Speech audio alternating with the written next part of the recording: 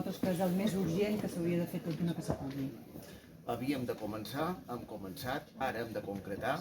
Allò que és urgent és complir el calendari de concreció, mes de març, i li hem demanat directament al conseller retornar la confiança en el personal docent. Una bona part de la tasca de la burocratització consisteix en que el personal docent ha de defensar el per què ensenya el que ensenya i avalua com avalua.